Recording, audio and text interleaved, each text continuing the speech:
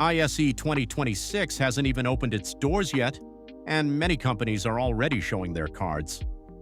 If you've been to ISE before, you know the real value often shows up before the show even starts. In just a few days, Fira Barcelona Gran Via will be buzzing again. Stands are being built, systems are being tested, and the AV industry is getting ready for one of the most important weeks of the year. ISE 2026 in Barcelona is shaping up to be one of the most important AV events of the year, and what's interesting this time is not only what the biggest brands will show, but also what many smaller and medium-sized companies are bringing to the show.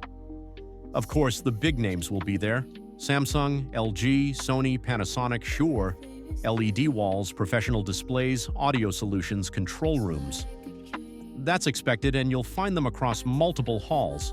I'll be talking more about those in other videos. What really makes ISE interesting is what happens beyond the biggest booths. That's usually where I spend most of my time when I walk the show. Some companies are already clearly communicating what they're bringing to ISE, and that usually says a lot about how confident they are in their solutions. So here's what to expect at ISE 2026 beyond the biggest booths. For example, Nariva has been openly talking about their presence at the show, focusing on audio solutions designed for real meeting rooms, not just perfect demo environments. That kind of approach usually translates into very honest demos on the show floor.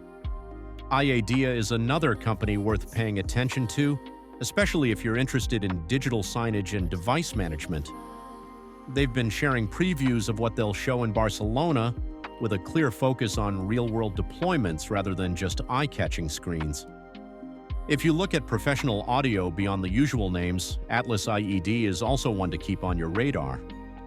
They tend to focus on practical, integrator-friendly solutions, and these are often the stands where you don't just see a demo, you actually understand the idea behind the product.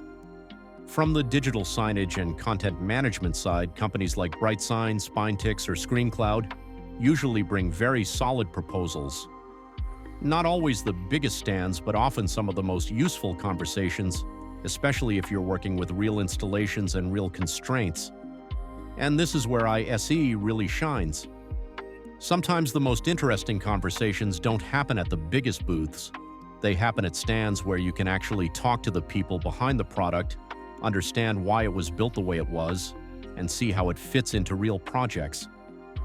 Most of these companies are spread across different halls, especially around the multi-technology and signage areas, so it's worth planning your visit instead of just following the biggest LED wall you see.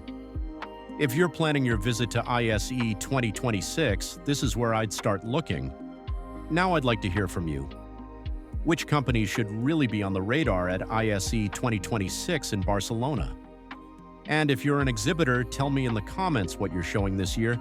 I'll be covering ISE 2026 with videos and live content, so your recommendations really matter. ISE 2026 is almost here, and this year it's not just about the biggest brands, it's about the most interesting ideas.